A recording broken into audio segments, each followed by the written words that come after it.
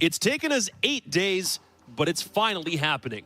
We finally entered elimination territory. Gone are the days of low stakes, minimal tension, and passive play. Now we get to watch men claw and scrape their way for every inch, knowing that if they fail, they will have to face the maw of the last chance qualifier. Welcome to day 2 of the Super Week. I'm Caliber Jacob Anderson here with 17-time land attendee Davide Foxe Bucci, the North American connoisseur Jesse J. Chick. Guys, there's finally the possibility that teams get knocked out today, and that is where the best stakes finally come into play. We made it. It took us until day 8, but we made it. No, we made it, and I completely agree with your opening statement. As a man, every inch matters, and it's very important that these teams get their last few strides in because it's important. They're slowly running out.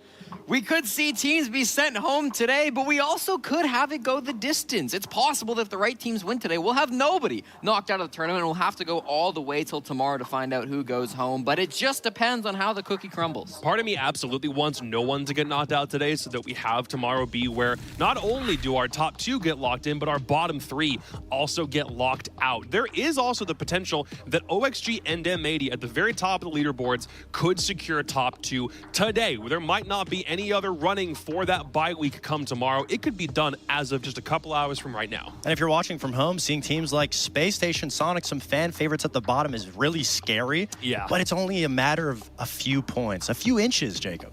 Totally. It's really come down to it. Obviously, Lowe's probably the team who's most afraid of the standings right now, all the way down in 4. Bit of a gap. Even one game only ties them to Sonic, so they're going to need to perform both today and tomorrow. But for every other team, I mean, it is so close when you look at that standings. So, of the teams that are already here, Beast Coast could lock in playoffs. They're the only other team today that could feasibly do that. Oxygen have already done that, and M80 have already done that. Beast Coast are right on the cusp of doing it. They just need a dub. And, I mean, to Fox's point, life is a game of inches, and they need every inch they can get today. Yeah, and it looks like it so far. We've talked about them. We're not going to get into too much about it, but it looks like they have been getting a step ahead of themselves, and they've been doing pretty well. These are the matches for today, and guys, in my opinion, that last game, though, OXG SSG looks really close. Not just because it's an elimination game for Space Station, but of all the teams you could have drawn to be your last game of the stage, Space Station don't play tomorrow, and they're doing it against a team that was, up until yesterday, 100% undefeated. That's a really tough one to pick. That's an extremely scary game for Space Station. You've got to imagine the LCQ is looming. Of course, if they can eke out even 1 or 2 points, that'll be massive, because then they start getting into the tiebreak situations, and that's when round diff is going to matter quite a lot. And Space Station's round diff is actually pretty good because they've lost a lot of their games very close. So, I mean, it's going to be really important that you can at least push those games to overtime, even if you can't secure the dub. Even if they don't win, the last time SSG actually went into the losers bracket, they ended up winning the Invitational in 2021? True, those last LCQs. 2022. Won in 2020. 2020. TSM won in 2022 out of the LCQ. Out of the You're not LCQ. wrong. It's 100%. So it's not it's not the worst thing in the world, because it's still possible for these teams. But to it's go a through the tournament you LCQ. still don't want to play. Oh yeah, Like, I mean, I think Lax said it on the first desk that obviously nobody wants to have to go through the LCQ if they don't have to. And there are 2 teams that could be guaranteed to face that LCQ. One of them is Los, one of them is Space Station. But we get to their games all the way to the end of the day. Our first matchup is Soniqs and Wildcard, which the former had yesterday off and very clearly need to retool some things before coming into today. The other team, the latter, decided playing the same map 3 times in a row was the right move, and ultimately it wasn't. I mean, even though it wasn't necessarily the right move, I think that's obviously where Wildcard is a lot more comfortable. And both teams, one team's really good at defense, Wildcard, and one team's really good at attack. So honestly, if both teams combined, I feel like they would make a really good mix with both. Maybe they could. It would be especially successful because if they combined, they would have 10 people in the server, which is obviously a huge advantage to just the 5 that most teams are working The first 10-man team in Siege is I didn't think about that. It would be successful, I have to imagine. Break but the source code trying to do that. no, I mean, this is a tournament where I think obviously Wildcard is a little bit ahead of Soniqs on the standings right now, but I do think that Soniqs have looked a little bit better overall. We've seen them on a wider landscape of maps. We've seen them have their struggles for sure, but we've also seen them bounce back. So I think it's going to be a really close game, and we're finally get to see how well Soniqs have improved so far. We need a bit of a catch-up on Soniqs too, because we didn't see them play yesterday, and the standings were all over the place when we ended. The last time they played was against Oxygen last Friday, and they took a pretty hard 3-7 loss on Chalet. That's now a 2-game losing streak because they lost to Beast Coast just the game prior, and now the rest of the league has jumbled up so much, they currently don't hold, at this particular moment, a playoff spot. even though they don't hold a playoff spot, I mean, the rest of SQ have been showing some good amount of hope, especially on the way that they've been able to just out-frag and push through their opponents, but it just hasn't been enough so far. Yeah, we see Soniqs in the danger zone right now, and obviously they're down in the danger zone because they're so low on the standings. But I will say, they do play today and tomorrow, and they've got relatively easy games with Wildcard, and I want to say it's LG coming up tomorrow as well. Indeed it is. So those are two teams that are beatable for Soniqs, so they have the tools to get out of the danger zone to secure their own fate. But of course, they've got to actually step up and get it done. I wanted to talk to Gio as well, just because the way they've retooled this team over the past couple of weeks, some of it's been working pretty good, some of it can still use a little bit of work before it totally gets over the finish line. So here, let's hear what Gio had to say.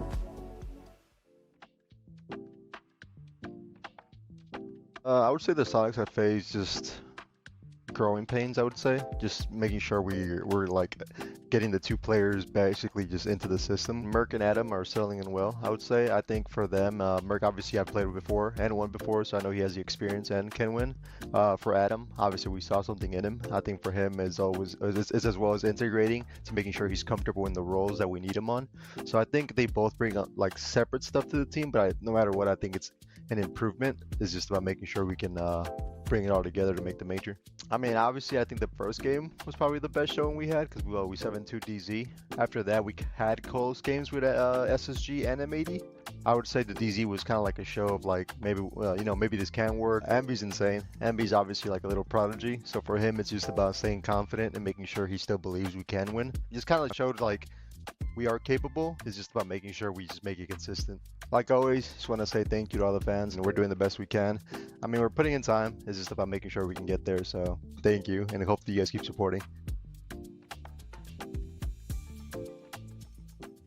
I mean, if Gio says it, it's mostly the truth from someone who has the experience he does to give credit to guys like Ambi and call him a prodigy. I'm more inclined to listen to him if he's the one that says it, but he's also addressed the fact that the team still has a little bit more that they need to climb. And the problem is with a losing record, you don't want to punch holes in a team that historically does really good, but there are some places where they could still improve. Yeah, I mean, I think the growing pains was a good way to put it, right? I mean, we've seen them have a lot of those troubles. While we did highlight their strong attacking percentage as well, they didn't do so well on attack recently. They've had some rough moments coming through. They've got some rounds to showcase exactly where those attacks were going wrong. But if you look at the numbers, they played 10 attacking rounds last week. They only won one of them. Ugh. They went 1-9 on their attacking halves last week, and so despite it being their stronger stat, despite it being a solid percentage for them in the first couple of weeks, last week we really saw that falling to pieces. And I think if you're watching these clips, what you'll notice is it's a lot of late rounds where Soniqs are going into it with a big man disadvantage. Early game, it felt like sometimes Ambi was going in a little bit too quickly, or other players in the team were just getting overextended and were losing their lives way too early on in that. The other game they played last week, other than this one, was the Nighthaven game against Beast Coast. It felt like in that match as well, there was a lot of kind of disconnection going on, where there would have players around the map, they'd be trying to roam clear, but they wouldn't get that going. And most of the players in this team have struggled statistically last week on the attack. There was one player who did manage to put up some good numbers. That was Adam. 11-8 through those 10 attacking rounds. The rest of the team 14-45. What you'd expect from a 10% win rate, right? But I do think for Adam, a big part of him was coming in during the push. He liked to be that pinching player who kind of came in from behind, and sometimes he was a little bit slow. Sometimes he was finding those frags, but it was kind of after his teammates had lost a lot of their lives. So he did end up in a lot of 1vx situations. So it'd be nice to see him getting more involved with the push a little bit earlier on, so that those kills can be more impactful to keep his teammates alive. Yeah, and those kills may seem impactless, but it's the way that Soniqs is entering the map, like you talked about, especially against OXG. The way that they were entering was very split up, trying to take a big portion of the map individually. And obviously, when you play against OXG, they're going to fight you head to head. And unfortunately for Soniqs, they just weren't winning those gunfights. And instead of calling an audible and ending up to group up and just focusing on entering the map together, just getting some legs on the floor to be able to then go for a process, they kept falling short and they kept having to play in a man disadvantage. And Adam, as the secondary support player, is obviously and quite frankly looked like the only player that was keeping true to what the strategy was. So that's why he looked a little impactless, because if all of your soldiers fall away, what are you going to do when you're the backline and you're the guy that's focused on planning? Well, the good news is for Soniqs, they're only in 5th rank on attack right now now amongst every team in the league. And before that slide from last week, they were doing way better. So hopefully a week on the shelf and fixing that specific isolated problem is good enough for them to get into playoffs. We'll find out if Wildcard have anything to say about it. The answer will be no. But we need to make sure they don't go to Oregon. They did it against LG yesterday. They lost 7-3, and I think they've learned their lesson at this point because LG had them from the jump. Wildcard lost every single attacking round of that game from yesterday, so I think they've basically figured out, let's not do Oregon again. Yeah, the man on your screen right now, Bosco, we saw him struggling in that half as well. I believe 0-6 on those first attacking rounds. It really felt like Wildcard were struggling to get going the last day, which is surprising because we've seen them play Oregon so many times and they had come up with so many different adaptations previously, but it really didn't feel like they were able to replicate that for the 4th time playing on that map. And yeah. I do think that maybe they need to start considering exploring other avenues because we've seen it so often. The other teams have all seen it as well. So it's kind of been played out, I think, at this point for Wildcard. And you mentioned a big player with Bosco, but another big player that we haven't seen too much out of yesterday was Kansan. And Kansan has been the main highlight player for Wildcard, especially with the numbers that he's been putting up. Since coming from Soniqs, where he was a supportive role, to his transition now into being the main entry, you could argue, on this Wildcard roster. Even though he's been putting up amazing numbers, unfortunately, he just hasn't been able to make those entries for Wildcard. He is still more of a passive player, so when you look to him to be that main entry, it gets very stressful. Yeah, and I think when you see Kansan's stats overall, they look very, very good. And they are good, right? 1.4 overall KDR is, I believe, the 2nd highest kill death ratio in the entire league.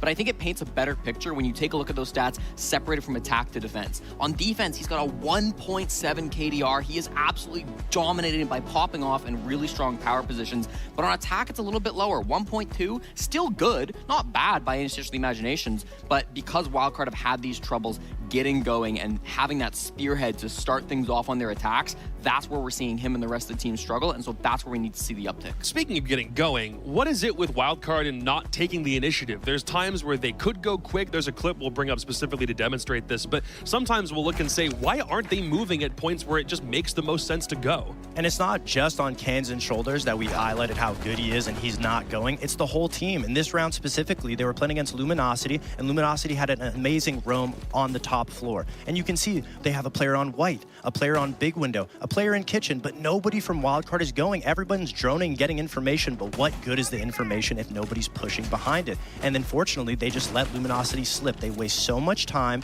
doing absolutely nothing but holding the extremities. And once Luminosity gets back into the bomb site, at that point, your opportunity to get a pick is gone. And now you have nothing. You wasted so much time. And yeah, you have the top floor of Oregon, but what are you going to do with the top and middle floor of Oregon? You have to get down to the basement, and you need the time to be able to deal with the issues and the threats in the basement. And unfortunately, we look to Kansan to be that player to make the opening, but you can't just always look to him, especially on a map like Oregon. They had everyone set up, and no one went. Kansan is currently the best player on that team. He's rated the highest. He's putting up numbers similar to Spoit right now, which is pretty crazy. Problem is, M80 is doing really well, and Wildcard need to find some way to bounce back. And apparently, Bank is the battleground they're going to try to do it on. Is that a good pick, or is that a little worrying? That's a scary pick for me because Wildcard, we know they're a very slow team. They're very good at defense, and the biggest maps that you don't want to take them to, obviously, is Oregon. Yep. But we know that Wildcard likes to play Bank. Bank is a very old guard map, too. And when you have 4 players that are an old guard roster on Wildcard, you just don't want to go to one of those 2 maps. Those are the 2 maps I would avoid, and Skyscraper's a 3rd one. That's fair. I do think that this is one map. We talk about the old guard. The young guy on that team, Spiker, did a really great job attacking onto Bank last time that they were here on this bomb site. His Dokkaebi play was quite good, finding those roamers. I think the fact that Bank's a bigger map, it's harder for the roamers to get back to site as easily. I think Wildcard did a little bit better of a job of clearing out those roamers last time. So I do like this pick. I think some of their problems from Oregon may not carry over to the same extent. But at the same time, it's a great map for Soniqs as well. They can get very aggressive on the defense. They can make those big individual plays. So it's not going to be easy. All right, as of yesterday, the standings for this bad boy right here, the North American League Predictions Championship, are tied at 54% between all 3 analysts. If you want to walk away with this bad boy, you really need to step up because the best of 1 opportunities that you guys have are about to evaporate once this week is over, which means these games matter a lot. Start with you, Jesse. Lax is already gone with Wildcard. Are you about to follow suit on this map or not? Listen, I don't mind the map pick, but I don't think it's enough to change my mind. I think I want to stick with the Soniqs. I think they're a better team fundamentally, and while they did really struggle on attack last week, I have trust in the team to have fixed those problems coming into today. Fox? Wildcard's comfortable on it, but the old Wildcard that had Merc and Adam was also very comfortable on Bank. True. And it was one of their better maps, so I'm, again, not worried either. I'm going to go with Soniqs as well. So you're saying that old experience is going to help them out here. When they played it before, the old team, the old Wildcard, the old tryout team that doesn't exist anymore is not going to be able to get so they'll use that experience and actually win in this case. I think Merc has always been a big factor when it comes to Bank, especially on his team with TSM that ended up winning invites. So, you know, I'm gonna trust him with this one. All right. So if Laxing is the only one that picked Wildcard, he's either about to go all the way down to the dumps or rise above these two goons on the couch. We'll see exactly what happens after game number 1. Just remember, this is the Super Week, and day 2 starts right now. Thank you very much, Jacob. And I have to say, bank between Soniqs and Wildcard. On the one hand, while Soniqs have definitely struggled a bit, Sam, the one thing I'm thinking of was that nightmare chaotic bank game between Beast Coast and Wildcard, and neither team involved in that, and Wildcard in this case came out looking really great after that result. Yeah, absolutely. You know, I think Wildcard, for all intents and purposes for this entire stage, have actually looked very solid given the circumstances of their team. You know what I mean? The last game, not so much. I think they kind of flirted with Luminosity too much there on Oregon. Or, you know, Luminosity is a team that's really hot to trot when it comes to their guns. And Wildcard just kept kind of showing face when it came to that. But I digress. I think Wildcard have looked really, really solid. Now, when it comes down to the Soniqs and Wildcard here today, I think that this is where the rubber really needs to hit the road for both of these teams respectively. Wildcard are going to be starting off on offense. This is something that they've struggled with a bit this entire stage, but most apparently last week, obviously, or rather yesterday in the matchup that they had. So really hoping to see a bounce back in that regard. Yeah, Wildcard is just, their attacks have been very weird. Obviously, you know, I think the stereotype with this team has been that they're very slow, they play an old style, it's hard for them to acquire a lot of control, but then they suddenly were really good at it on Oregon for 2 play days, and then as Jesse brought up on the desk, their third outing on Oregon, well, technically the 4th overall, but their third outing on Oregon last weekend, it was like back to the Wildcard we saw in the first week, their attacks on Oregon, and now going into Bank, they did win 4 attacks. Here it was, 4 on their attacking side, 4 on their defensive side, 8-7 victory over Beast Coast. But here, are we going to see the Wildcard that was more inclined to take risks, that wasn't as worried about taking control or more confident in taking control or hitting the site that we saw in their games against SSG, for example? Or is this going to be more the Wildcard that we saw in that Bank game or that we've seen on their other outings on Oregon that is a bit more restricted in scope, a bit less confident in taking fights, and even sometimes the communication slipping a little bit? That's my big concern. But then again, we've already talked a lot about Wildcard. We got to address the elephant in the room, Sam. Soniqs aren't exactly coming into this game as favorites. Man, it's difficult too, isn't it? Because the very beginning of the stage, and these stages happen fast, right? So like, it's very quick how all this kind of builds upon itself. But the Soniqs, they start off pretty hot. I don't think they start off poorly. A 7-2 victory over Dark Zero, a really good showcasing of what they can potentially do. You heard Gio himself say this in his video, but then they immediately nosedive into this transition period where they're trying to get Merc as well as Adam up to speed, and things have just not been great since that moment in time.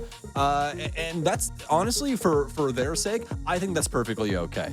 I think that that's more than, within their right to have some time to be able to build on some things. They have a lot of young players, and not only that, they all have a lot of players that are just now coming into this system that they've built on for a very, very long time. So it's going to take them some time to get up to speed, right? The big issue is now, though, is that NA is really competitive with itself. Yeah. So they have fallen so far down the ladder that now they're not looking very competitive when it comes to potentially going to a major. Now, we do have some saving grace here, Carter. Here's the main thing. Before I hand over the torch to you, we do have the potential of playoffs, and I think that is more than likely what they're eyeballing. I mean, of course, but especially when you have major aspirations, and as Soniqs, I think you're just kind of grandfathered in to be favorites to make the major. But at this point, as they are down in 8th, they are worried about playoffs. That's like their concerns have become far more short-term than I think they were at the beginning of the stage, even though I imagine they had very reasonable expectations. You're a new roster. DZ the first game before we knew the problems they were going to have. you're like, okay, maybe we lose against DZ, maybe we lose against M80, but the teams like Beast Coast, Wildcard, M80, again, on paper, or not M80, Beast Coast, Wildcard, and Luminosity on paper, you're thinking that's okay. But, like, you should be able to get those wins. Now, as you said, they're thinking about playoffs, but in a much more dire context, in a much more immediate, oh my God, we need to make playoffs. We need to not beat Wildcard in overtime. We got to beat them in regulation. We need a clean boost to the round differential, a clean 3 points, especially going into our game against LG tomorrow, who maybe haven't looked outstanding, but have certainly proven they can be a threat in, as you said, as competitive as this stage has been so far.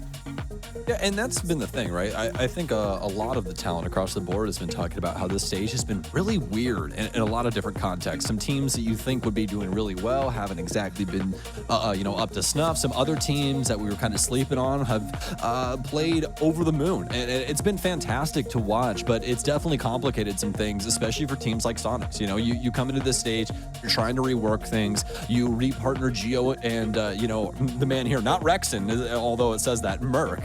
Those two back together, the TSM roster that ended up lifting a hammer. And you're like, all right, let's see what we can potentially do with this. I think that, Soniqs more than likely was just thinking that they could probably work something a little bit better for this stage, just over some of these, younger and newer teams. But it just hasn't exactly worked out that way, which is completely okay. A lot of these rosters have been playing I would say above par for at least right now. And it's been great. It's been really, really fun. So I think it's something that the Soniqs are more than okay with. And that's, again, why they're more than likely focused on just trying to stay within the realm of playoffs and see what they can do inside of that tournament. Well, I can tell you I'm ready to go to the game, but unfortunately, we have to go to a bit of a break. We're having some trouble getting some players in the lobby, but we'll be back as soon as we can. Don't go anywhere.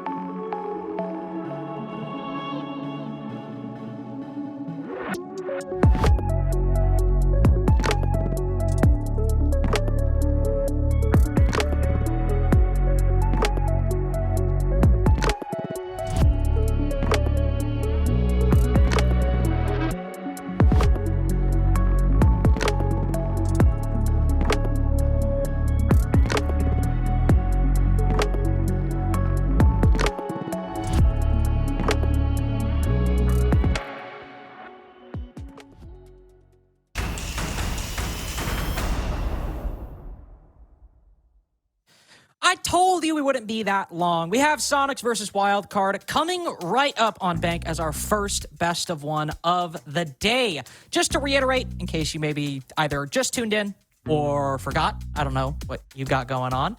But Soniqs are in a bit of a dire spot right now, all the way down in 8th place, whereas Wildcard find themselves right on the fringes of either making playoffs or falling a bit lower in the standings. And Sam, whoever takes away the 3 points here will basically be that final game away from making playoffs. So incredibly important to take this in regulation if you're either team. Oh, yeah. This day and tomorrow, this is going to be prime time NA Siege, folks. This is going to be everybody trying to apply everything they've done this entire stage, everything they've worked on to try and get some big wins. because it really, really matters. I mean, the difference between third place right now and eighth place, where the Soniqs is only 3 points. That's it. And only third through sixth are guaranteed inside of that tournament. It's pretty wild what we have going on right now. So very excited to kick off this day and see what we got going on. Let's jump in here and see what our ban phase is going to give us on Bank, or rather what it's not going to give us, what we're not going to be playing. Dokkaebi and Monty off the board for the offense. Solus removed for the defense, which I absolutely love.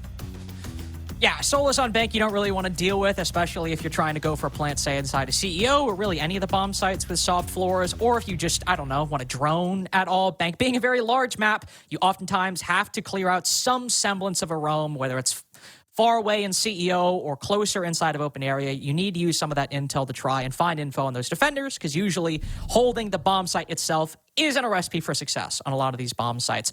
The follow-up with the Valkyrie, though, taking that bit of intel off the board as well, we find ourselves in a position where not only is Azami left up, which can be very common on, say, the CEO bomb site to hold the top floor, but Fenrir is actually up, an operator that most of these teams inside of the NAL hate with a burning passion, but Soniqs, they take a bit more of a shine to her. They don't like Azami mainly, and with that Fenrir up, they said, okay, Adam, maybe you can bring some F-Knots for this Locker CCTV defense. Yeah, I think that extends a little bit farther than, NA as well. Because Fenrir is just such an issue across the board. He's an amazing operator that really gives you an issue when it comes to the swing, right? And what I mean by that is when it comes to gunfights. When you're swinging into the map, when you're trying to, dislodge a couple of these players, trying to get your gunfights going on, he is the biggest issue because he blinds you out. He makes it to where you're practically fighting ghosts. And a lot of teams just choosing to get rid of that via the ban phase, which I definitely cannot ever hold a mark against. So, but as you said, he's actually going to work his way through the filter this time around. And not only that, Azami will too. So we'll probably see both of them when it comes to something like a staff room open area defense.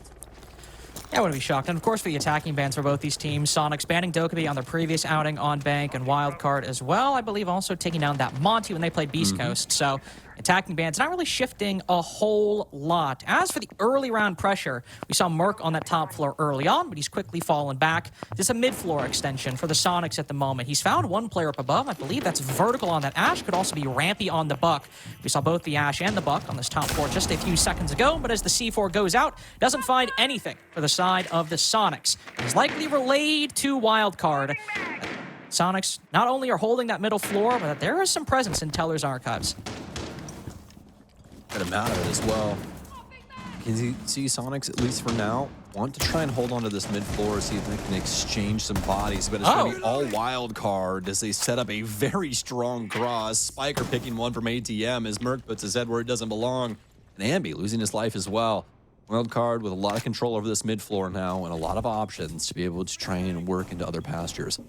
And had him in a difficult spot right now as a player. I mean, what do you want to do? I mean, you're in the 3v5. Really just this. Well, I was about to say, but you feel like you need to make a play. You want to work that man advantage back. With all of them around Teller's archives and open area, Sam, you got to fall back.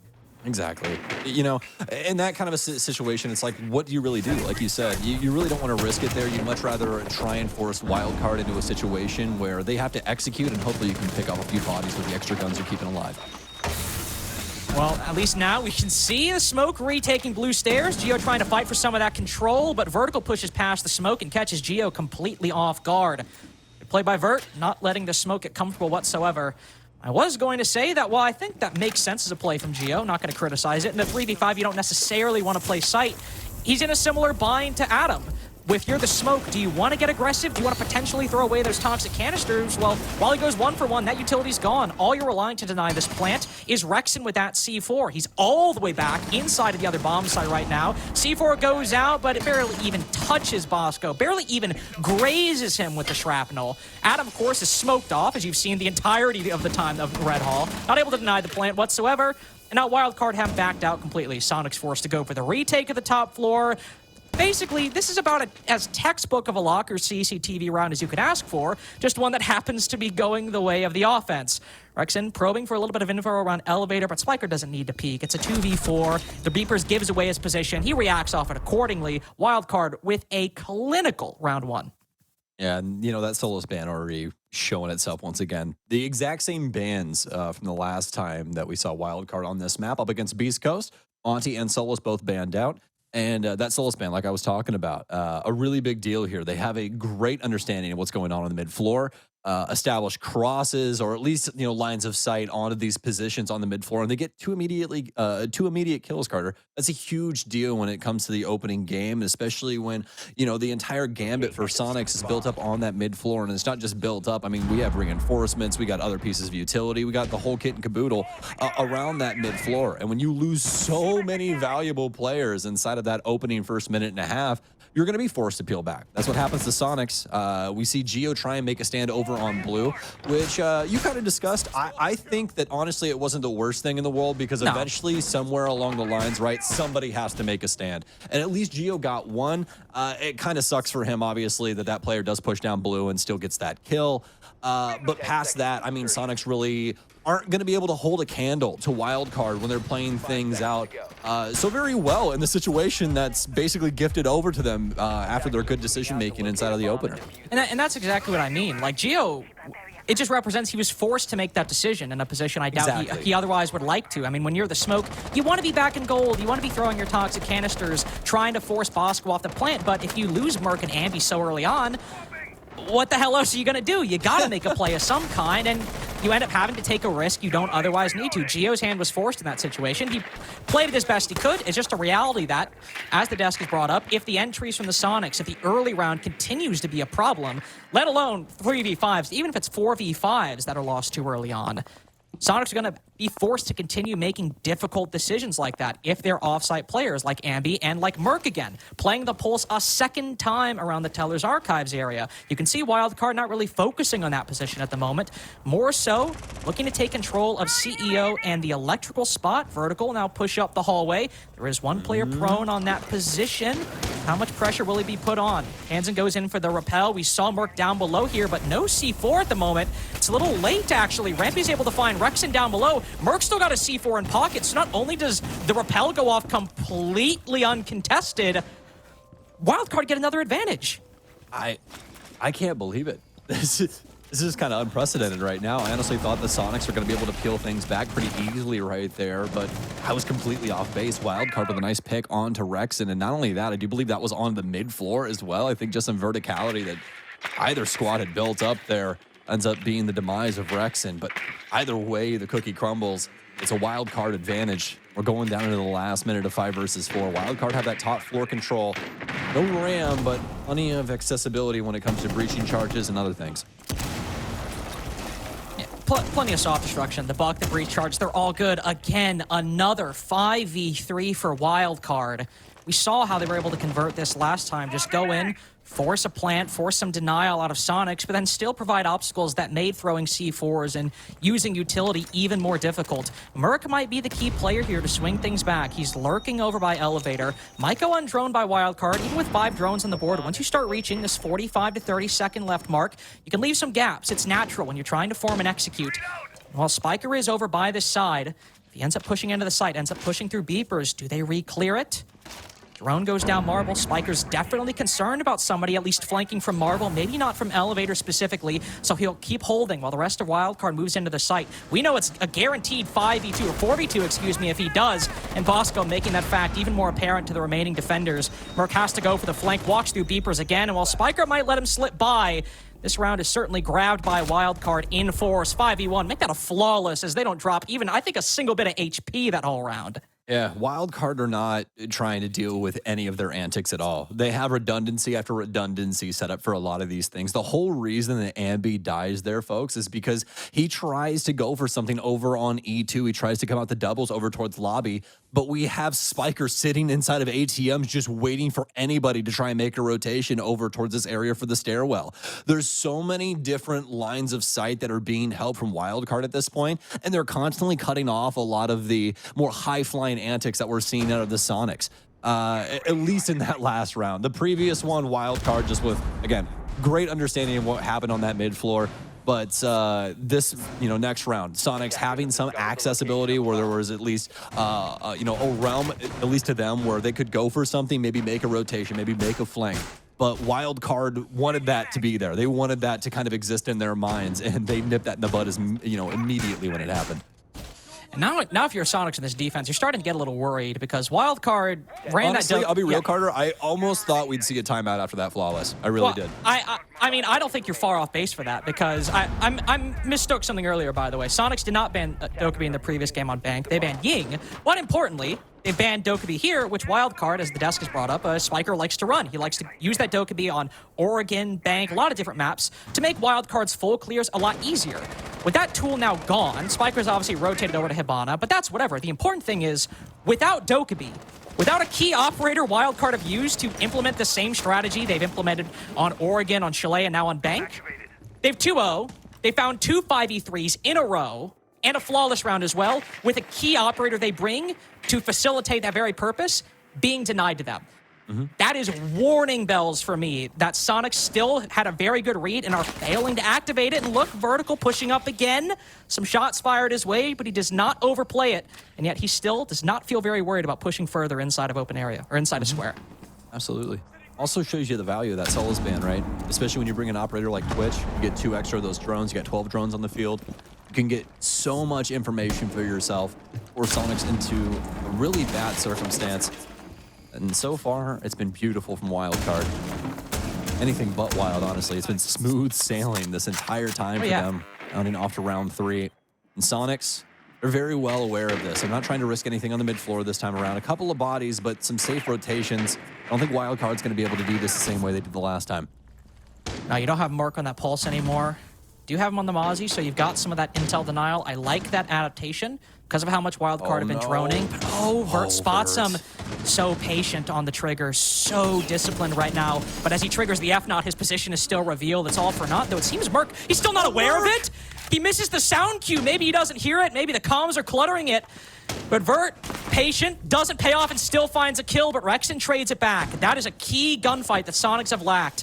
The second kill for the Soniqs through 3 rounds. Ambi looks to get aggressive, almost pays for it, as even though Wildcard might lose a momentary advantage, they quickly widen their lead by 2 more bodies and are basically at the exact same spot they've been for 3 rounds now going into the execute. Rampy just hit the biggest flank of the century, dropping down stock hatch. He kills 2 people that don't even know that he's there. Completely scoops Soniqs out of the mid floor, and they've traded out terribly. I said they took somewhat of a risk, some adjustments there on the mid floor, but that's something that you can't calculate, something that does not compute. Gio's going to try and pull him back across the line, and yeah, he finds a cheeky one here with the SMG-11, but it's going to require a lot more. No more Nitro Cell for him. He's now dead and gone. It's up to Rexon, who has to try and swing wildly. He'll get 1, he'll get 2, but he's not accounting for the active hatch player. Wildcard with 3 rounds. Soniqs, right? Are we already calling the TO? What's going on here? The last time they played Bank, they went up 4-2 on their defenses against Los, and it was their attacks that looked problematic. And yeah, here we go, tactical timeout. I think it has to for the Soniqs. Their hand is completely forced. Because even in that round, we finally had, to be fair, you know, the general definition of an impactless frag is like, okay, one that's in like a 1vx or a 2vx, but does really end up dramatically shifting the pace of the round or the success of the round by the end, right? Soniqs, they have more than 1 frag. They're only at about 1 impactful frag, and that's Richie trading the opening pick back inside of open area. After that, again on lockers, you have Gio able to get a 1-for-1, playing aggressive, trying to retake that advantage, and then he's immediately traded out. Sure, Rexon finds a gap and is able to get 2 big picks, but Wildcard have the redundancies to deal with that, even if maybe he overperforms right there. Soniqs really only have 1 kill that's happened before the execute's already starting that actually contributed to maybe a successful early to mid round. If that doesn't force a timeout, I don't know what would. So very good for the Soniqs to try and hit this pause button, but these have been some very unconvincing defenses through the first 3 rounds. Yeah, and I think that's the big thing, is that they've been very unconvincing, especially because Soniqs have not found a strategy that's sound up against Wildcard's full clear of the map. Think about it for a second, Carter. Every single one of these rounds that we've seen so far, Wildcard have had to handle the map from the top down. Maybe you play somebody over in ATM/lobby, maybe you have a couple players over inside a square, this, that, and the third, right? But the morale of this story has been the exact same the entire time. It's been a top floor, full map clear, and Soniqs have not been able to handle the brunt of this offense. Wildcard have been able to coil around these defenses, especially on these basement defenses, this mid-floor hold that we've seen from the Soniqs, and they've decimated it time and time again. The first time was more bullheadish, where we saw kind of more of a sledgehammer taken to it. The second time, a little bit more surgical, like what we saw with Rampy. Wildcard kind of misplacing their aggression and having that player drop down inside of open area that completely dislodged them and forced them into a pretty bad situation downstairs. How are Soniqs going to change this up? I mean, obviously so far, Geo and Rexing the only ones getting on the board, but still the frag department overall looking very gloomy if you pay attention to how those kills were acquired. Ambi retaking very familiar position in that Los game, playing around the top floor. Rexing as well, looking to get aggressive around square. Again, in isolation, you'd think Ambi, Rexing, Adam as well, playing around stock. These are 3 formidable players that can take these long angle fights and win them consistently.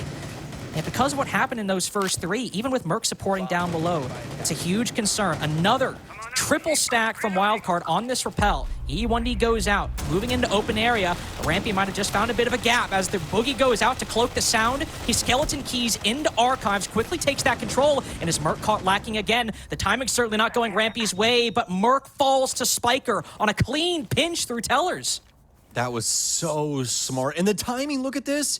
Ambi more than likely distracted with what was going on that top floor situation. Wildcard slipped through the cracks over an ATM. Folks, we've seen Spiker work this side of the building for the 4th time. He's been in this area the entire game. And Soniqs have not been able to have a read on this so far. He gets that work inside of the office. He's able to take down Merc. They have their initial pick. Now they're going to start working their way towards site. Now, Soniqs do still have some redundancy, especially on these top floor positions, but they're going to start losing key operators like Geo. Key operators in key positions, too. That player that could have played the triple wall, could have played behind the key, is now gone. I mean, we might as well start putting this round in the column for Wildcard. How are Soniqs going to fight back from that? Are we going to have another flawless on open area? Even if Adam gets a kill, he's got to get all 5 for this to be an impactful round. Diffuser goes down successfully. Bosco might get killed on the fall off. Indeed he will. Headshot found by Adam. Constantly alive in these late rounds throughout the last few Soniqs maps, and he's forced to do the impossible again because of a failure early on. Beautiful shot on a vertical. He's retaken immediate control of the site, but the setup from Wildcard is too strong. Timeout ineffective. Wildcard have not dropped a round yet. Easy, breezy, beautiful. Wildcard have looked amazing, even post timeout, using that timeout to its fullest advantage for themselves as well. More than likely talking about what they were going to be doing over inside of that square area. And what a pinch that was. Again, great recognition of what the Soniqs were going for. And the fact that lobby was practically completely open unless Ambi on kind of a rotation back and forth between there and what was going on with that top floor position happened to be holding any of those doors at the front end of the map. That was not the case. Wildcard worked their way in on that mid-level once again and get way too much for what it's worth at the end of the day. Soniqs just not able to hold a candle to Wildcard right now. You know, both of these teams kind of have to go to therapy, kind of have to go to physical therapy, especially for their 2 respective sides they're on right now. Wildcard haven't had the greatest offenses. Soniqs haven't had the greatest defenses. So far, one's been working a little bit harder than the other.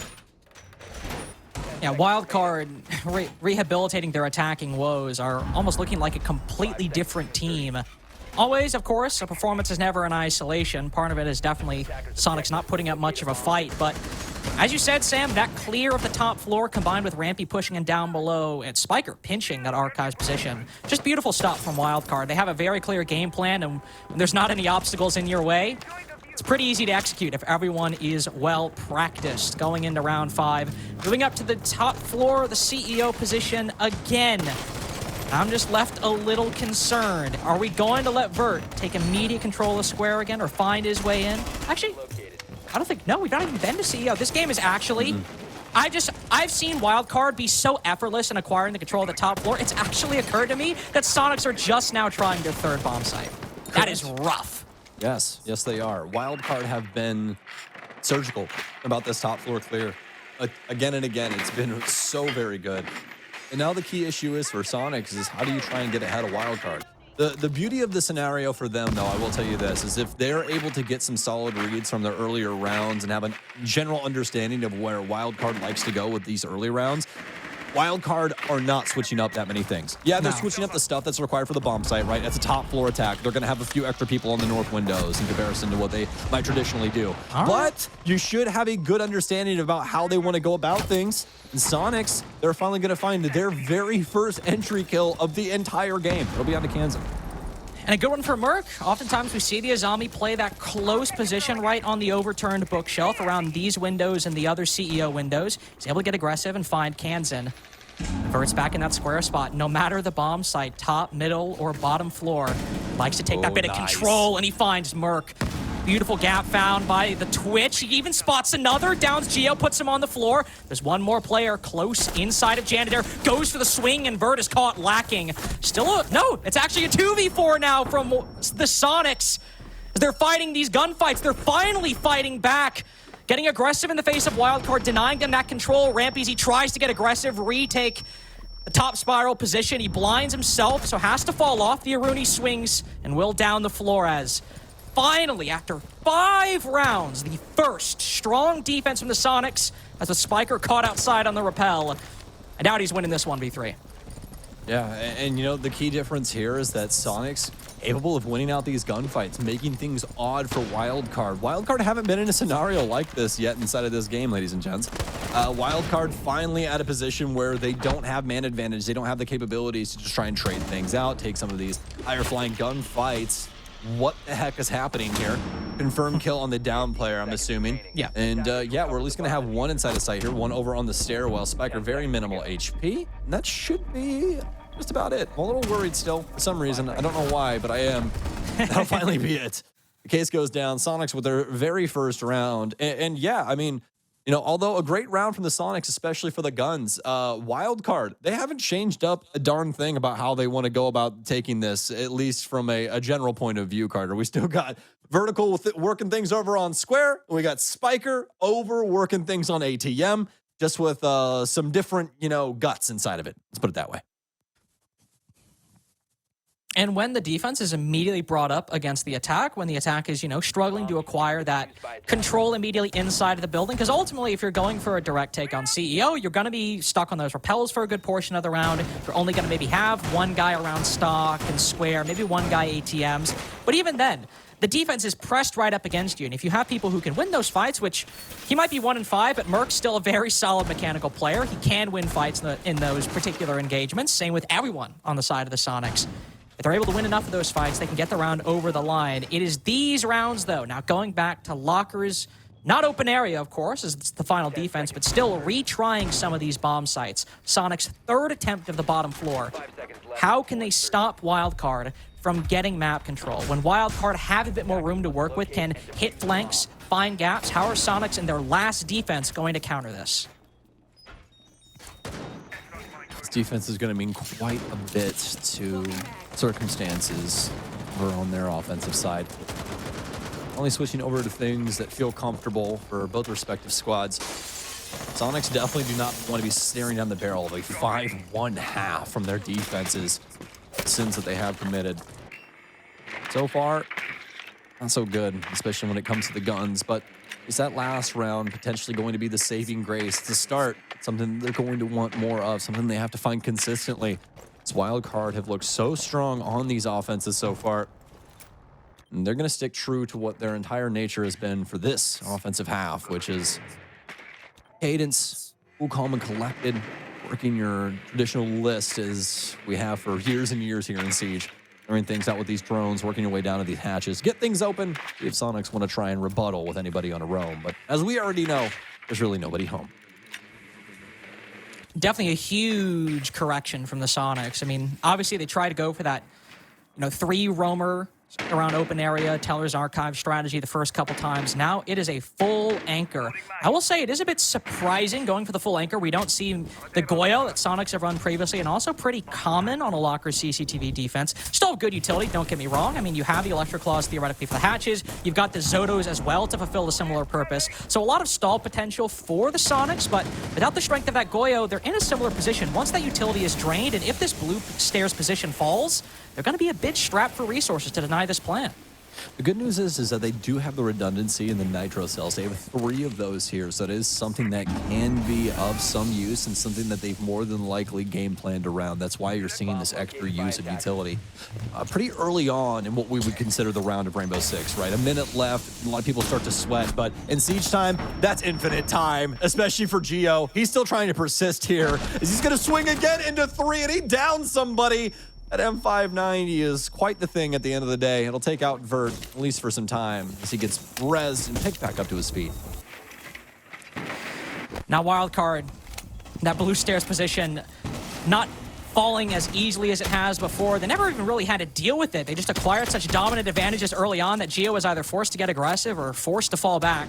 As you brought up, though, those 3 C4s make this a lot more workable for the Soniqs. Assuming those positions aren't dealt with, if these smokes don't land, or these flashbangs don't land, Sonic will feel very, very free. Start going off. Bosco planting far. Will Ambi read this? It's the exact same spot Bosco planted before. The first one goes wide. None are landing. Only one is thrown by the time that diffuser goes down. Merc follows up with the second, but the damage is done. They've allowed Wildcard to take control of the site, snatch it right under their noses. They've at least got an advantage going into this retake. Adam C4 maybe can go up through one of these hatches, make it a bit more difficult for one of these attackers playing on the top floor. Even with this advantage, half the time is gone and nobody's actually moved upstairs at this point. Right as players do, they both line up for vertical. Just with a couple well-placed shots, he gets 2 for the price of 1. And now what are the Sonics to do? Still on the bottom floor, just walking one by one, right after another into the crosshairs of that R4C. It's a 5-1 half. It's done, Rexon. 2 more impactless frags on Locker CCTV for his half, but it is a disappointment and then some for Sonic's opening bout. And it's not from a lack of trying. We got to get ahead of this immediately because, there's going to be a couple of people who are like, oh my gosh, the Sonics are washed, blah, this, that, and the third. No, it's really not that. Wildcard are playing very well, first things first. Sonics are trying to game plan. They're trying to work around these things that Wildcard have going in their favor. The biggest issue when it came down to this moment right here is that they didn't have the ability to understand where this plant was going down. They had some guesswork once these smokes entered the site. And they misplace a lot of this utility. Yeah, in a strategy like this, you're going to be able to more than likely keep your man advantage, Carter, which is a great thing. And I think it's something that's very beneficial, especially on a basement site like this on Bank. But in other scenarios, right, especially, like what we just saw here, it makes things complicated still, right? Like, although you have that man advantage, you are playing at technically a deficit because of the map control that the offense has. And really, it was Wildcard. If we had one of those percentage meters that shows you the win percentile of like who's, got a better chance of winning things, right when that plant went down, it would have shot into Wildcard's favor massively, even given what the man count was, just because of the situation that they had in front of them. You have a great position over at bottom square. You got 2 players to try and shut things down from hatch play as well as that flank over on the stairwell. There's just so many good things happening for Wildcard that even though Sonics have that extra body, you're probably not going to be able to trade out into your favor anyways. So the fact that they couldn't get those nitro cells to go off, that's really where their story ended, and they were just hoping for some saving grace at the end of the day. Now down 5-1. We've talked about no damage done, thankfully. C4 from the top ropes, able to get out of the way. We've talked about the big issue for the Sonics in the past couple play days, not in the league overall, not in the stage overall even, but in the last 2. And BC and OG has been these attacks, and right now, no easy goings to start. It's the double run out. The Mozzie and the Vigil all hop out of the building, though it's Spiker actually to fall as well. So even though they've gained a lot of utility, the Grim and the Buck gone, with Vertical outside the building and on 1 HP, this could be a 3v2 if he's found outside, and indeed he is. Rexon hops out the moment Vertical commits to the retreat. Oh my, Sonics did not shoot the default cam. That wasn't just a nice play or a 1-for-1. They left the main lobby, not the main lobby, but the front side default up. And thank God they only came away with the 3v2. It's so crazy. It'd be so crazy for Wildcard to do this on this basement strategy they have going to, because it's very similar, at least map control-wise, as to what Sonics had going on their basement defense that never really worked out. They could never strike gold, and Rampy looking to try and assist in this scenario. He finds Merc! What a beautiful moment.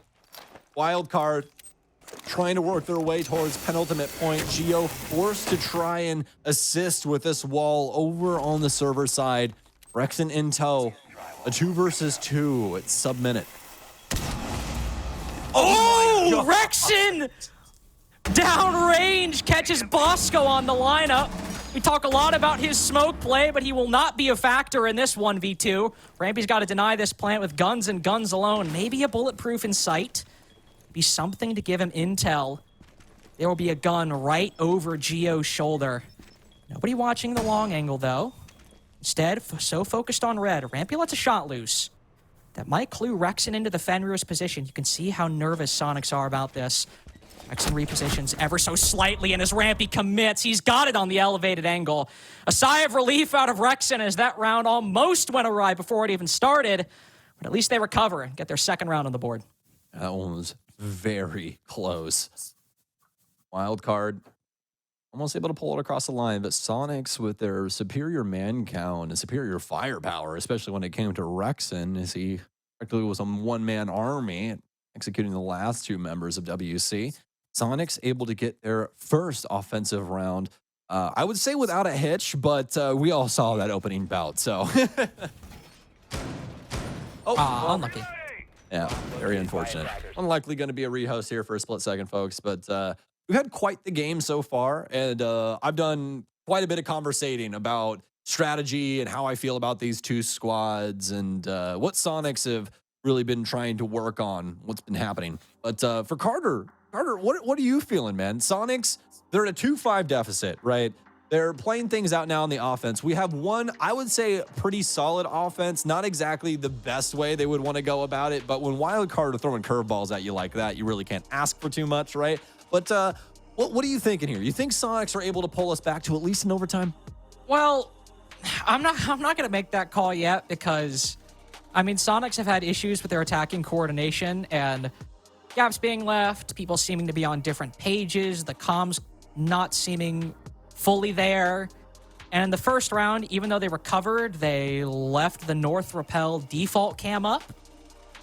So jury's still out for me whether Soniqs have a chance at making that comeback. I also think Wildcard not showing any bit of hesitance to make a play off that default camera, committing wisely the Mozzie and the Vigil, who have no active utility to lose, maybe some secondary utility, but all their primary utility has either been placed or the ERC really isn't necessarily a factor for the late game. It was a good play from Wildcard, built off of a massive rookie mistake from the Soniqs. And I think getting away with that with a 3v2, they got incredibly lucky. I think after that, Rexen and Geo played that decently well, I won't lie. So it was a good recovery, good working of that 2v2. Do I think they have it in them to make that comeback? I can't say yet. Right now, I was very impressed by Wildcard's attacks. The defenses were the one thing Soniqs had going into this against their previous game against Los that looked quite good. And now they don't have that. I still am leaning towards Wildcard for this one. Okay. If you had to put a percentage chance on it, young man, what would it be? If I had to put a percent chance on it, 5-2. They won lockers. They have time, not necessarily to talk, but at least to think about some of their issues. Who takes this, by the way, victory percentile being who? Yeah, okay, cool. Just making sure you're following. I'm talking through my thought process. What we got? Open area coming up. I'll give it 30-70.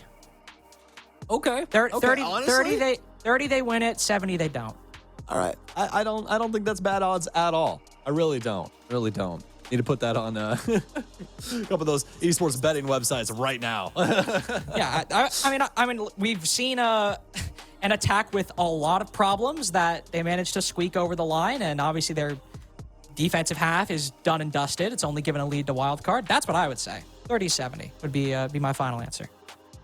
I don't think you're far off base, especially with how Wildcard have looked. I think that they've got a little bit more in the tank, especially when it comes to Spark right now. Inside of these rounds, it just seems like they've been able to make just, something out of nothing, which is something that is a huge ask inside of Siege. Sometimes it feels like you're just smacking your head against a brick wall. And when people are able to just pierce that magically, come up with a couple of kills, or just like the opening frag that's necessary to try and work yourself forward into kind of, the mid or late game, whatever it is. That's something that is extremely beneficial to the squad and something that Wildcard has seemingly had in spades, at least for the majority of banks so far. So we'll see if they can kind of keep that pep in their step as we continue on forward, at least for their defensive side. But I'd say for that first defense, they still looked pretty spry, even though they ended up losing. Yeah, I would say so. I mean, what we've seen a lot from Wildcard, whether it be on Bank, whether it be on Oregon, has been a lot of anchor holds, but to be fair, also some decent roams, specifically when Solus is on the board. So I think to see them, at least in the first round, being willing to get aggressive, willing to make plays on a site that, you could easily just run the standard, like Warden, Goyo, Smoke, Maestro, the full anchor setup that we'll see teams run, and still feel like they can get aggressive without the Solus on the board. It's a good showing from Wildcard. They're saying, okay, sure, we don't really play Solus on Bank, but we're lacking still maybe some of that intel we would otherwise like. We still think we can make that play, especially, and feel that confidence with the default cameras up. I like it quite a bit. It shows that Wildcard still are kind of on the same track of development they've had as the stage has gone on. Obviously, from the Soniqs, we can still wait to see what exactly they have on their attacking side. But I'm not disappointed in Wildcard's first defense at all, especially, of course, seeing Kansan, but also Vertical, both being really successful in this game so far, and both being kind of a roaming duo on the defense in the one round we saw. I quite like what we've seen from Wildcard so far. Yeah, no, kind of resonate with that point there too, just to, go back to something you said earlier. I really like that they capitalized on that info that they had out on the north-facing windows. That's something that you see some teams kind of flirt with, maybe send one player out and things don't really work out. They doubled down immediately. They knew the amount of bodies out there and they risked it for the biscuit. Sometimes it doesn't work out. Sometimes you don't win the round, after that. But I think it does show the fact that Wildcard are trying and they're doing the things, the intangibles, right? Doing the things to try and win a game. So very excited about that. And honestly, the more and more that I watch them, I get more and more excited for their future. So. I mean, I could only do so much watching during the SSG game as my internet was dying. But the two games we saw from Wildcard on that play day, where they played SSG and then earlier, they played Los on Oregon as well. Mm-hmm. Those were two of the best showings we saw on both attack and defense that we've seen from them, not only in this stage, but also last year when this roster obviously had Slothy instead of Bosco. It's some of the best performances we've seen from them within the last 6 to 7 months or so. It was very confidence-inspiring, and obviously we were a little shaken when they had that loss to LG yesterday, going down 6-0 on their attacking side on Oregon. But now just immediately bouncing back, 5-1 attacking half on Bank, not really meeting a lot of the concerns we had, looking a lot more like the Wildcard that faced Los and SSG as opposed to the Wildcard that faced LG or maybe OXG earlier in the stage, is really quite confidence-inspiring. It really is quite nice. We still need to wait, though. We will have to turn our attention a little bit back to the Soniqs to see what they decide to go for. Obviously, leaving the default camera up, that being the only thing we've seen from them, and that really dictating the course of round 7 obviously is a mistake that cannot be repeated if they want to, at least in my eyes, boost their chances of coming away with a victory at all, let alone in regulation. But here, as we sort of see the operator selections start to solidify for the Soniqs, and Wildcard, we know what this is. It's going to be a roam. It's going to be an extension with the castle and the Mira, likely playing around some of those barricades and those black mirrors and holding second floor for as long as they can. We see Ambi flexing onto the Nook Sam, an operator that we used to see quite a lot, but don't really see a whole lot anymore. This is what we need to see.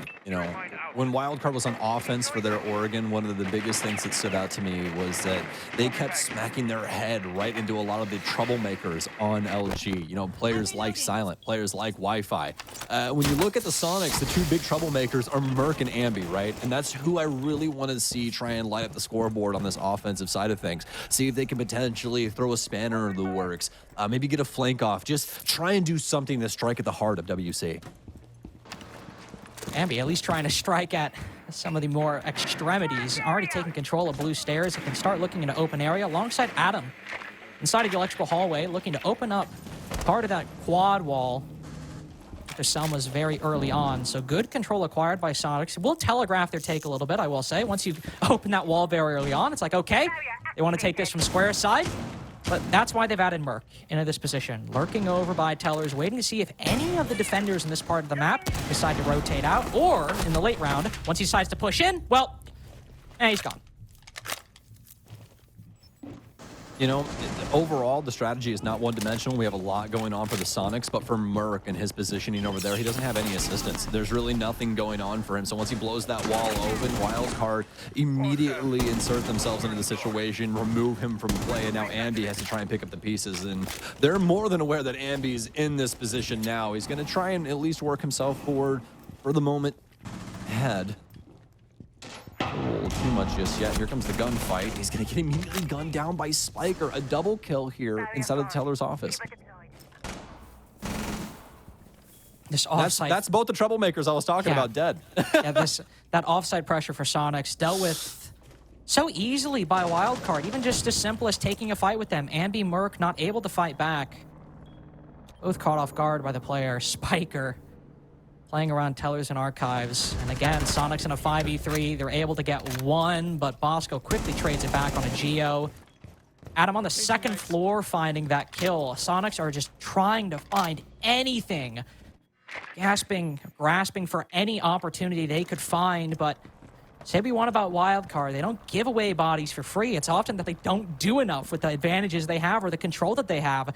But playing sight, holding the line, this is still something this team can do quite well. And Adam, are you still expecting, or are you expecting Spiker in this position? Yes, he is. He's able to make it a 2v3, recovers the diffuser as well. Rexon has to cover a lot from a very tight angle. The Azami Bosco can get aggressive as well. As he hops in, he's immediately down. Match point for Wildcard. And the tech pause looks like it's not changed a whole lot in at least Soniqs' tempo and momentum. Yeah, they kind of had a moment, at least when they still had Geo alive, where there might have been something they could have done on some adjustment, but after Geo's death, there's really not much you're going to be able to do once Wildcard are fully set up on site like that.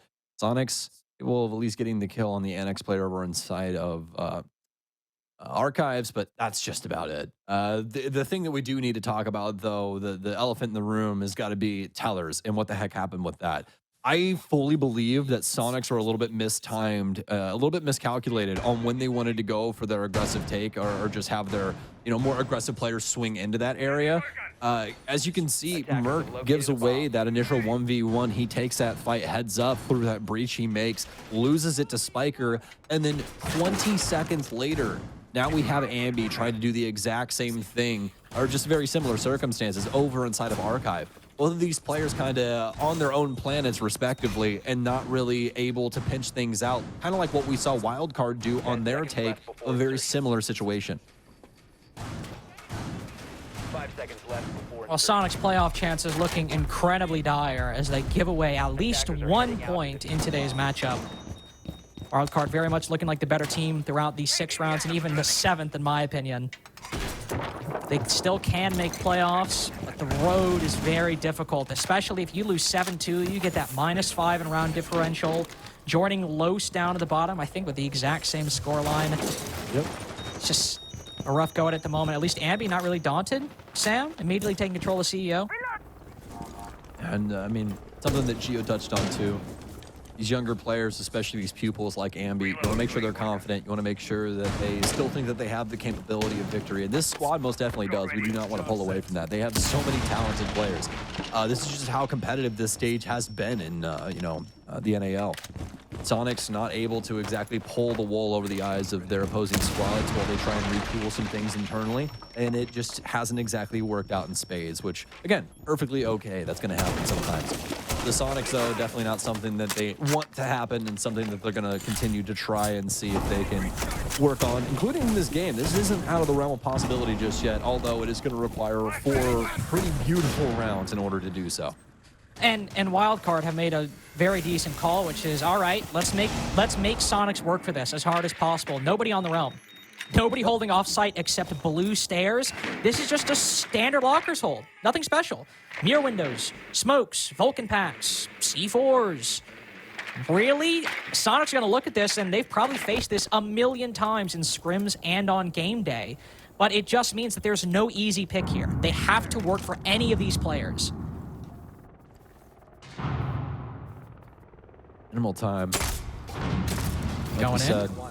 Trying to make it to where they have all these bodies to try and play with. Merc gets gunned down first. This smoke will force Adam back. It's an even trade so far. Adam finds the back of one, but it's been Soniqs to pull ahead so far. This has been so very solid from them, an immediate execution, and it's looking to be the way. Sonic Storm, Rampy, the 1 versus 3, the plant going off inside of office, not a lot of opportunity ahead of him. No, not a lot. Maybe a 1v1 inside of gold, but the Bees reveal his position. Geo on the fall off. 3K in that round, I believe, from Geo. Able to keep Soniqs in the race, and honestly, I think you have to give a lot of the credit to the IGL of Soniqs, not just for the individual performance, but while it might have been a team decision as well, making that call, realizing, hey, a server take is not it. Minute 15, minute 10 seconds left. We probably still got Goyos, we probably still got utility on the site, and there's not only 1, but 2 players playing around blue stairs and server. Sam, they make a very good decision. They rotate to the opposite side, but Wildcard still didn't make it easy for him. No, most definitely not. And honestly, I think you did a great job of breaking that one down, my friend, because, you know, Wildcard, very early on, they decide, hey, we're going to turtle. We're going to do a very default basement strategy. We're going to give Soniqs the platform, right? But they still have to knock it out of the park. It's kind of like the difference between T-ball and baseball, right? One's got a pitcher, one doesn't. This version, Soniqs are playing T-ball. Things are already set up for them. They don't have to really clear things out on the top and mid floor. They just got to get the hatches and then set up for the execution that they want. Now, this is where things get really, really important because this all comes down to Geo and what the conversation is with the Soniqs. And I think, just like you thought with your previous statement, that it was a great decision. Soniqs choose to not really try and flirt with things over on the server side. And that's mostly because a lot of downstairs setups, you know, rest on the precipice of what happens over on server, what happens with your utility game, how much utility you have set up to try and deny, you know. Even having some nitro cells in pocket, like we saw earlier on in the game, sometimes isn't enough. So you have to make sure that you set up a good treasure trove over on that end of the site. And Soniqs more than aware of that. Geo more than aware of that. So instead, he calls for more of this, you know, central heart attack where they go for things like the stairwell, things like gold. It's just a really beautiful setup for the Soniqs and very well thought out from Geo to try and strike like that instead of going for something that was a little bit more default, like what Wildcard was playing into. And at least to start here, you can see the semblance, or at least the broad strokes of this clear already manifesting. Adam has worked his way down below inside of the open area admin office. Very quickly, some utility going out.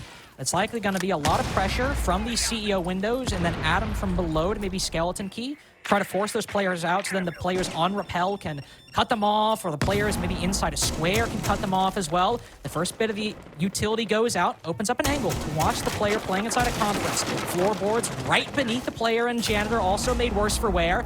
As the C4 goes out, Adam forced off. So Wildcard now aware of the Bucks' presence down below, and Adam doesn't find anything for his troubles.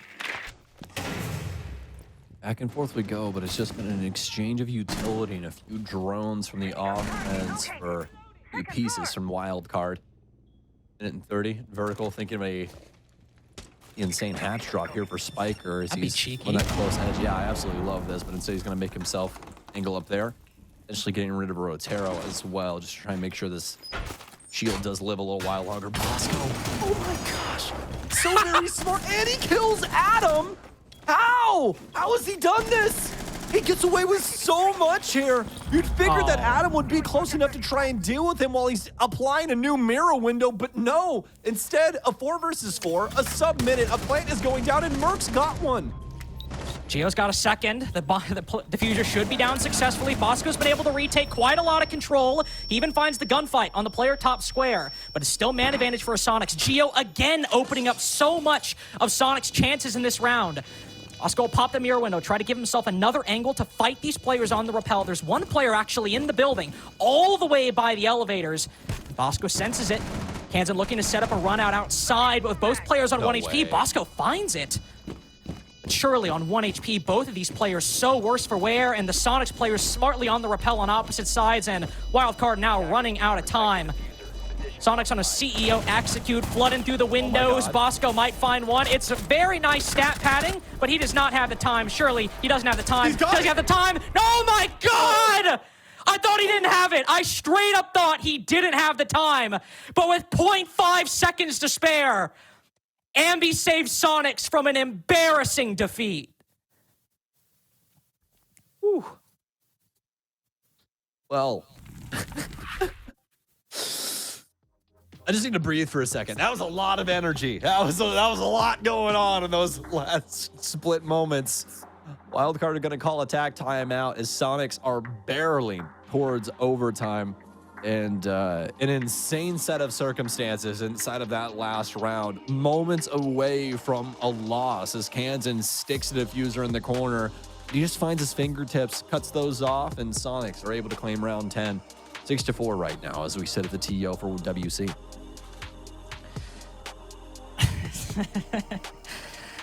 Oh, that almost ended very badly for the Soniqs. I imagine after how close that round came, they're probably happy for the attack timeout as well from Wildcard, to be perfectly honest with you. Just settle down a bit.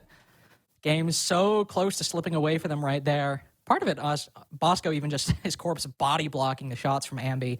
But they got another round. They've got their CEO attack. They've got a Lockers attack. They've got two of them, actually. So now Wildcard can maybe try and go down to open area, the one site that's been successful for them so far.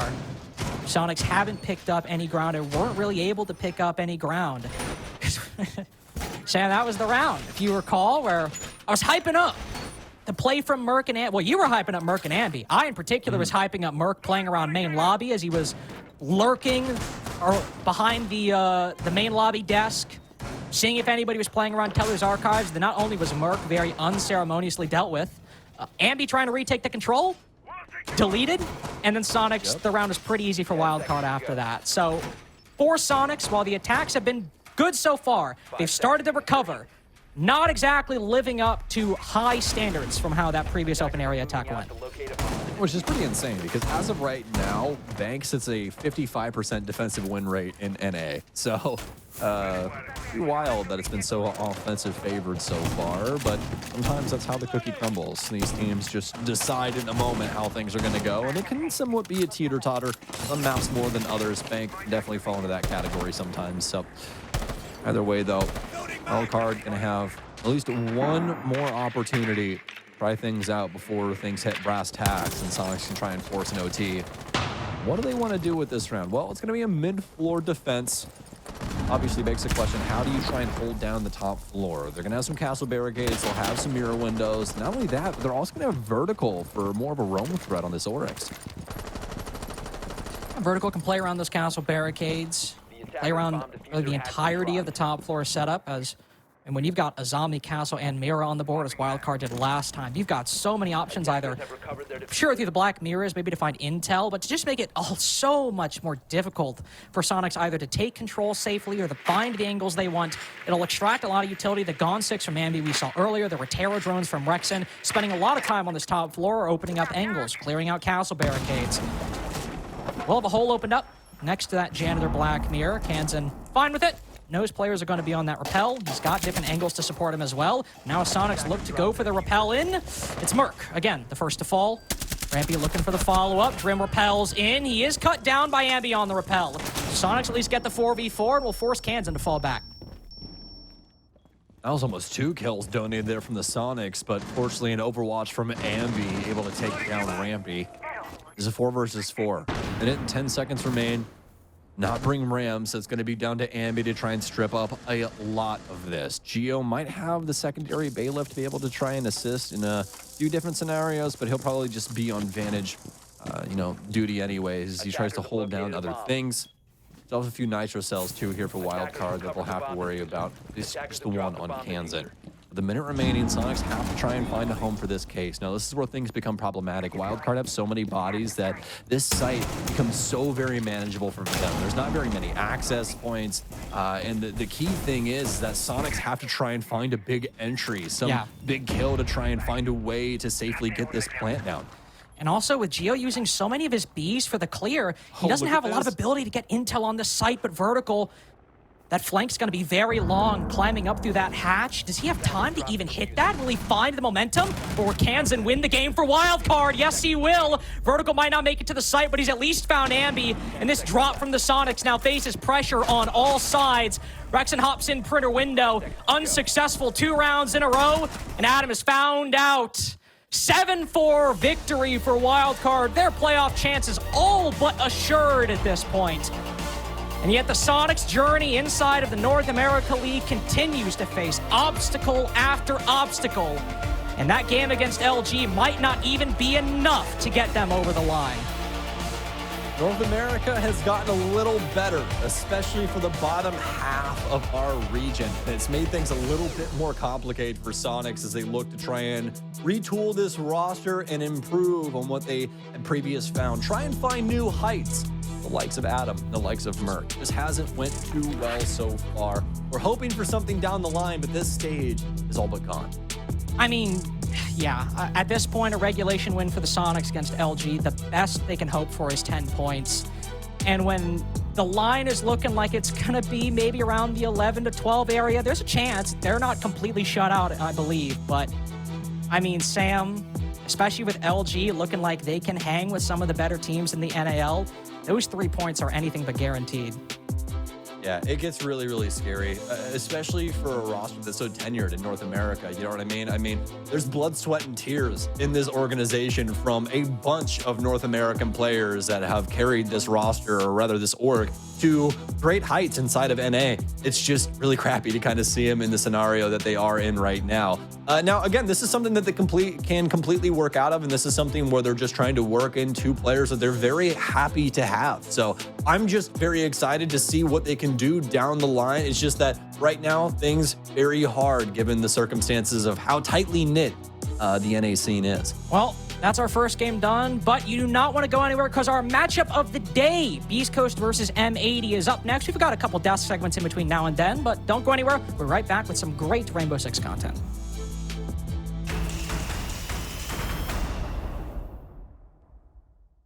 Not the way you want to start your part of the Super Week if you're the Soniqs, but if you're Wildcard, it is a damn good way to bounce back after that really crushing Oregon loss from yesterday. And now it means there's somebody else sitting in the third place position for like the fourth time in the past 24 hours. Wildcard have now bumped themselves up. They're above Beast Coast. They're above everybody else. They've shot up like 5 spots with one game or something like that. And it's because the Soniqs gave them so much room to work with on bank.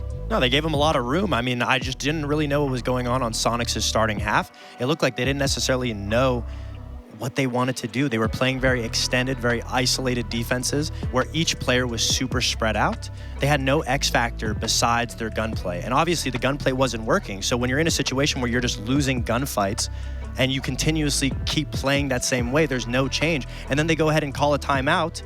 What did they talk about during the timeout? What did you guys talk about? Because there was no, we're actually getting smoked on the roam here. Let's tighten up, try to change things until the last 2 rounds, which one of the players must have said it. But during the round, during the timeout, there was no change, and they just kept getting picked apart by Wildcard. Yeah, it's a really tough start for those aggressive players you touched on. Particularly Merc and Ambi went down so often, time and time again. You'll see it in these highlights. It just felt like in the early game on defense, they were trying to play these extended positions. Twice we saw them lose the basement bomb site because they were going for these extensions up above, and they just couldn't stay alive to save their lives. And so it was a struggle for them, certainly. And then the third time they went down to the basement, which is that clip that you're watching right there, the third time they went down for the basement, they finally started to play it a little bit more anchor focused. They tried to rein it in a little bit, but even still, like the C4s didn't come out. The plant still happened nice and easy from Wildcard. So the first half just didn't seem like it was landing for Soniqs. And then I thought they had some good ideas on attack. You know, there were some cool pushes coming through, like with the Sen's top floor and, you know, with the Grim push down in the basement. But all in all, it just didn't matter with how deep of a hole they were in after the first half. Even though they had some good attacks, a lot of those attacks came off of big plays or big kills, especially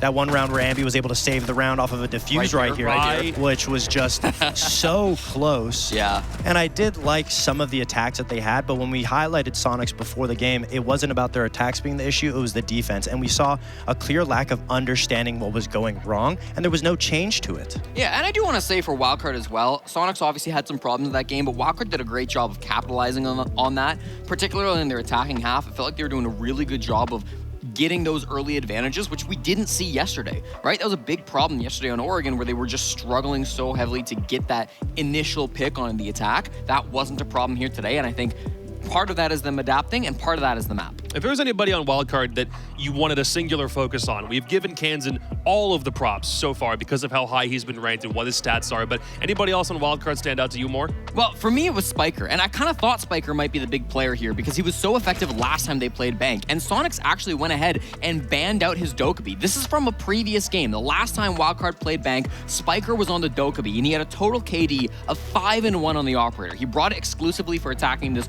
open open area bomb site. So Spiker loved the Doke when he played it against Beast Coast a couple weeks ago. And then today, when he came in, obviously it was banned against him. Soniqs banned out Dokkaebi, so Spiker could not play this operator. But he was still able to do much of the same stuff. You can see him running around on the attack. He did a great job coming through, whether it was on the Hibana, whether it was on the Maverick, whatever it happened to be. He played Lion a couple of times. Yeah. Spiker really was showing up and finding those frags, even without that Dokkaebi tool. So I liked the ban initially from Soniqs. I said I wanted to see that Dokkaebi ban. It happened, but it just didn't seem to make the impact. Spiker got it done regardless. And a big change that we saw out of Wildcard that we highlighted beforehand is nobody was taking that entry role, right? Nobody was making that big step. Yeah. And the big step was the most important thing that would solidify Wildcard not only a middle tier team, but slowly creeping into that top 4 lineup.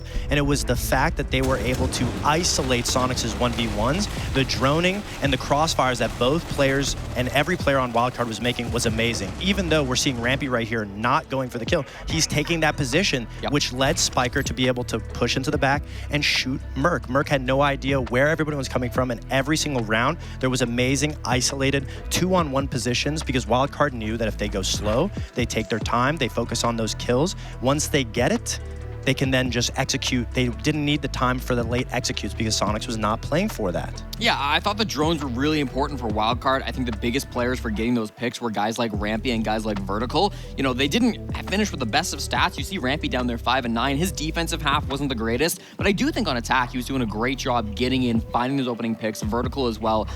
They really did step up, and you see the 3-0 from Spiker, even himself on the entry, having a big impact there. So loved that early round play coming through from Wildcard, especially on the attack. Well, let's talk to one of the guys who is one of the big reasons for why Wildcard is in this sort of position in the first place. Guy that we highlighted in the pregame, so let's bring him back on screen. It's Kansan Yukari in the flesh, ladies and gentlemen. First of all, congratulations on the win, my dude. Was there anything that you did from that Oregon loss from yesterday that translated some strat, some mentality, anything that you changed from yesterday to today that contributed to why you were able to knock Soniqs off? Honestly, yesterday we were just playing slow. I think the first picks really killed us there. Today we focused on making plays and making sure we get the first pick, and obviously it worked out. We had bested them on the entry almost every round. So, I mean, that's pretty much what we did. Kansan, speaking of that entry specifically, I know on Oregon it's obviously a map dependent. It's really hard to find entry picks, but on Bank we saw a lot of these isolated 2-on-1 positions. Did you guys know that Soniqs was going to give you guys the freedom to do that, or is that just something you guys noticed as you were droning step by step? Yeah, we watched their last Bank VOD, and they did the exact same thing they did last time. They always have Merc and Ambi solo roam. They're not really in positions to help each other, so that just gave us the free picks pretty much. Kansan, you played Bank, and it's the second time you played Bank so far this season. You played it against Soniqs in particular, kind of bringing back a couple old memories for me. You've always loved this map. Do you find it as a particularly strong map for yourself as an individual, or does it just so happen that in the past this has been a strong map for you, and again, it continues to be a strong map? Or do you think there is something fundamentally about Bank that you love? I don't really know. I don't really feel anything about the map. I just think we're good on that map as a team, but that map is very comfortable for me. I've played it since, 5-6 years ago, since the old Bank as well, so I'm just very comfortable on that map. Fair enough. Your stage is also about to come to a close, and it's going to go against Dark Zero just tomorrow. Is there anything about that game in particular that excites you, that makes you go, oh man, this one's going to be a tough one? Any thoughts about your opponents to end out your stage of the NAL before your playoff run?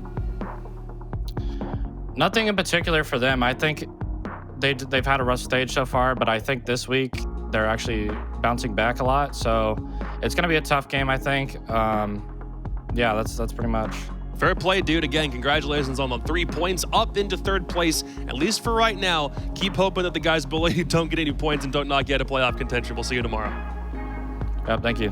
Big dubs for the guys in red today, and I don't think the Soniqs even have that many chances left. They weren't in a playoff position to start the day because of where every other team was around them, and now they're still in that 8th place position. Meanwhile, Wildcard just shoot way up the standings and push everybody else down. Yeah, especially how the season started. I wouldn't have expected it to get closer to ending in this fashion, especially with Soniqs being towards the bottom. They looked so strong on their first day against Dark Zero. Yep. But I guess that spoke more about Dark Zero than it did Soniqs. That's a great point. And I mean, you look at the standings now, it really feels like Soniqs have been in a hole that's going to be almost impossible to get out of. They play Luminosity tomorrow. That'll be their final game potentially of the stage. Of course, they'll have open qualifiers or closed qualifiers after that to try to make it into the major, but they're in a really tough spot. And I believe for Wildcard, they're not mathematically locked in, but it's looking very, very good for playoffs at this point. Yeah, it's going to depend on a couple other things going their way and also how their own DZ game goes. But at this point, 11 points. The minimum threshold to qualify for playoffs in last stage, where there were also 9 teams, was about 12. So all they really realistically need is one really good performance against DZ, and suddenly they're going to playoffs where they weren't able to do that